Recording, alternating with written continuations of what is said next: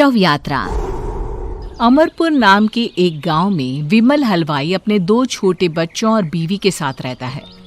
विमल की पत्नी ज्योति भूत प्रेत जादू टोने में बहुत माना करती थी। इसका बिल्कुल विपरीत विमल इन चीजों को दक्यानुसी माना करता था।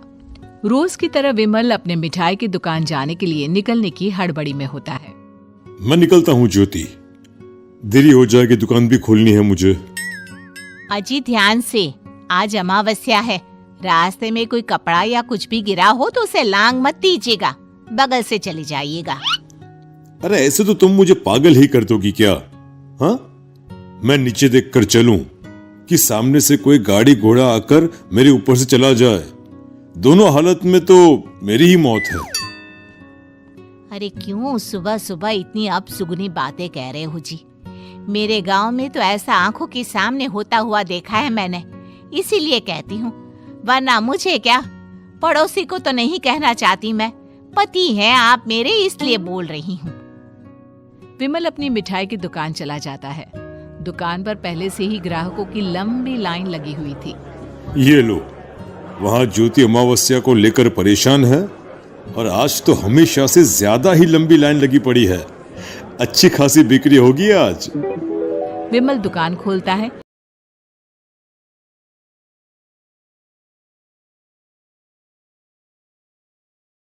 एक के बाद एक ग्राहक उसकी दुकान पर मिठाई ले रहे होते हैं। तभी गांव की एक बूढ़ी औरत विमल से कहती है, जिस तेजी से बिक्री हो रही है, कहीं किसी की नजर ना लग जाए, नींबू मिर्ची टांग ले। अरे क्या चाची तुम भी, ये सब नजर बजर कुछ नहीं होता है। कैसे लोग हैं मेरे आसपास। अपनी दुकान से शाम को विमल हंसते कूदते वापस घर आता है। हाँ, आज तो अच्छी खासी बिक्री हुई है। एक महीने में जितनी बिक्री होती है, एक ही दिन में आज उतने पैसे कमा लिए मैंने। ये तो बहुत अच्छा हुआ जी, आज ही घर की नजर उतारी है मैंने। बिक्री तो अच्छी होनी ही थी। अच्छा, तुम खाना लगा दो, सारा माल बिक चुका है। मुझे शहर जाना होगा, कुछ चीजों की जरूरत पड़ेगी। रात भर मिठाई बनाऊंगा, तब जाकर कल सुबह दुकान खोल पाऊंगा। खाना खाकर विमल शहर जाने के लिए निकल पड़ता है। सुनिए जी, ध्यान से जाइएगा। चौरस्ते पर किसी जादू टोने की चीज पर पैर मत रख दीजिएगा। हे भगवान, हद हो गई ज्योति, ये तो मैं जा रहा हूं। विमल गुस्से से शहर जाने निकल पड़ता है। रात का काला घना अंधेरा, चांद की एक भी किरण ना होने के कारण अंधेरे में कुछ भी देख पाना मुश्किल था।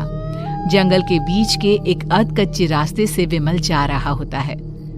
चारों तरफ गुफ अंधेरा और सन्नाटा सुनाई दे रहा था, और सुनाई दे रही थी विमल के पैर के नीचे आ रहे सूखे पत्तों की आवाजें। तभी अचानक दूर से उसे कुछ आवाजें सुनाई देती है। अरे, ये इतनी रात को जंगल के रास्ते कौन जा रहा है? शायद कोई टोली होगी। राम नाम सत्य है, राम नाम सत्य है, राम नाम सत्य है, राम नाम सत्य है।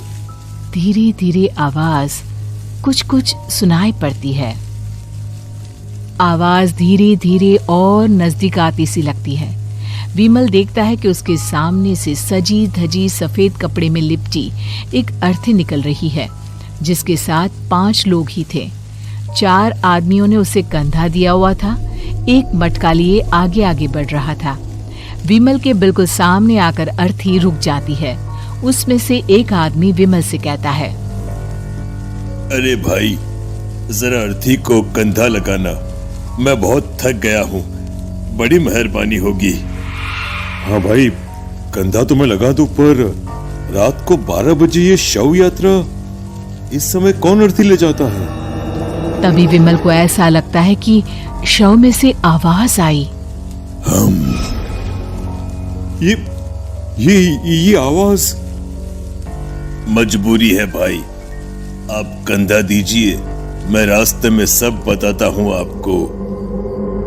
विमल अर्थी को कंधा दिए चल रहा होता है कि उसे ऐसा लगता है कि हाथ में मटका लिए जो आदमी शव के आगे चल रहा है उसके पैर उल्टे हैं।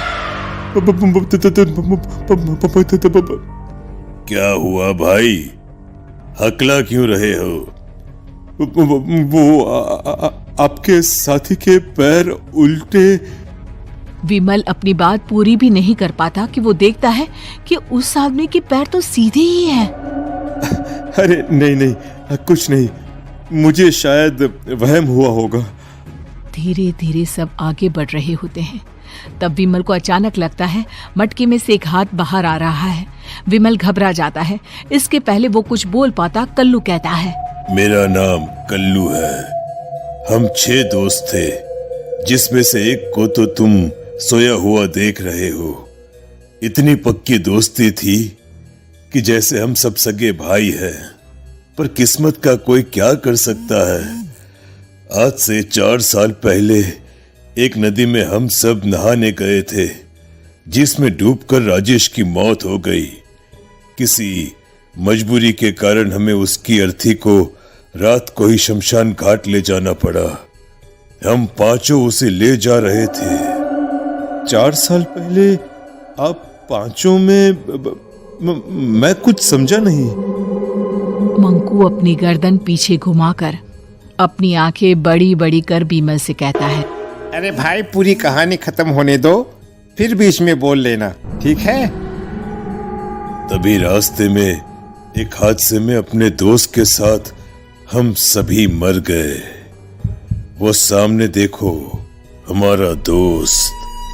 विमल सामने देखता है। उसे दिखता है कि एक ऐसा आदमी जिसका शरीर कई जन्मों से पानी के अंदर रहने के कारण सफेद पड़ गया है। उसकी आंखें बाहर की ओर निकली हुई थी। फिर ये अर्थी किसकी है? अर्थी के साथ के लोग अर्थी को नीचे रखते हुए एक साथ विमल की ओर देखते हुए कहते हैं, तुम खुद ही देख लो। विमल शव पर से सफेद कपड़ा हटाता है। शव की जगह खुद को ही देखकर विमल के होश उड़ जाते हैं। वो शव विमल की ही थी। पलक झपकते ही विमल उस अर्थी की जगह पर होता है। 6 के 6 दोस्त उसी तरह अर्थी को उठाकर चलने लग जाते हैं। राम नाम सत्य है। राम नाम सत्य है। राम नाम सत्य है।